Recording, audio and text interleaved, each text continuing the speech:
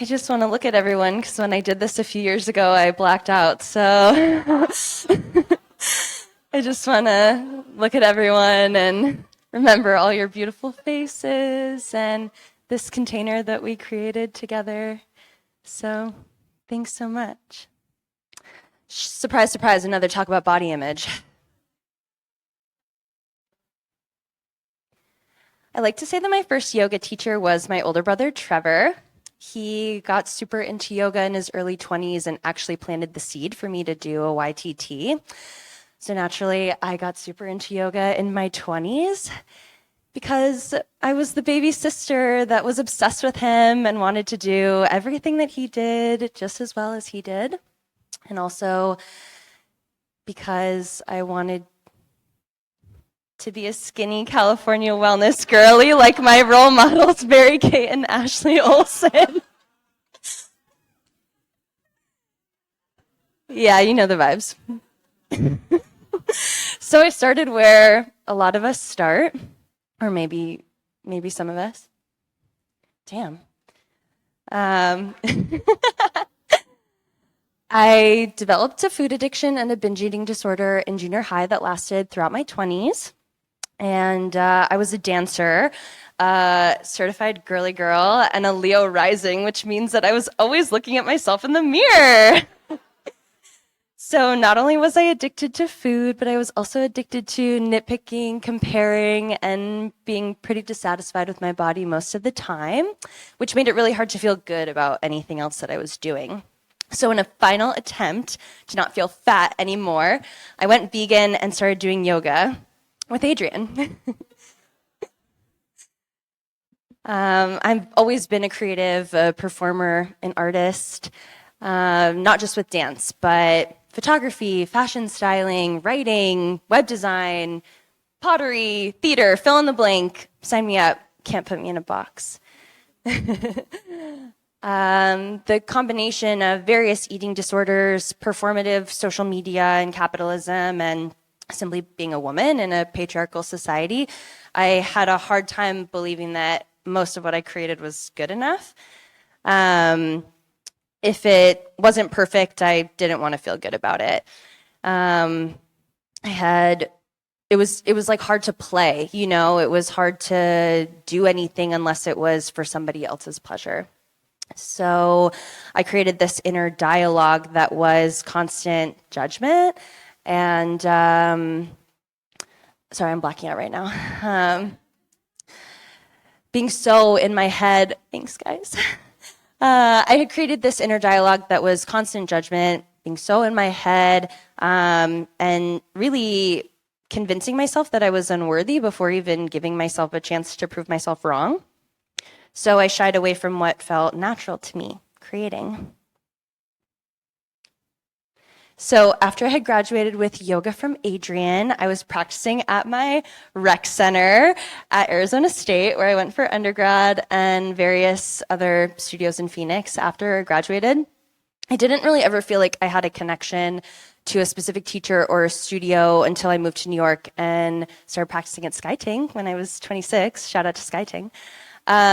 So what was it about yoga that stuck for 6 years? I was also a dancer. I was a swimmer. I ran a half marathon at 25, which was arguably more effective at getting me closer to being skinny than yoga. So why did I stick with yoga? I'm like, wait, is this the right slide? Wait. I'm blacking out. Yeah, no, this is good. This is good. Exclusive. This group of yogis is getting a sneak peek at my Instagram archive. As a Scorpio, I feel like I'm showing you my diary because I have rebirthed so many times since this version of myself. But I'm not going to lie, she ate in more ways than one, as we're finding out. Visco Game 2015 to 2017, chef's kiss. I was looking through my archive to try and find any kind of like obvious, asana content for this talk. And of course I couldn't find any because eating disorders, body dysmorphia, Scorpio. But what I did find was the realization that I was creating pretty fearlessly. I was working at a creative marketing agency and basically getting paid to play with my friends. I pitched, developed, and spearheaded an entirely new department for our studio just out of the desire to serve and to create, not because I wanted to like get a leg up in the company or make any more money. I was obviously creating a lot of social media content, and I was experiencing a lot of joy. If you watch my med talk, then you know I was doing some questionable things at this time in my life. But reading some of these captions, I realized that I kept going back to yoga because every time I practiced, I was rewiring my brain to shed this negativity, this fear, this shame around my art and my body that I had been feeling for so long. Yoga was the key that unlocked the door to this area of my mind that I hadn't allowed myself to live in for a really long time. Yoga was the portal to speaking kindly to myself. It was the portal to creating and playing. And it was this portal that amplified the kindness, the playfulness, the creative self-expression, because I was feeling really good about it for once. It wasn't the defined obliques. It was not the headstand or the full wheel. It was not the buoyancy in my lungs from so much pranayama. It was the designated time and space on the mat where I watched my mind respond to the challenges that I faced off the mat that brought me back to yoga.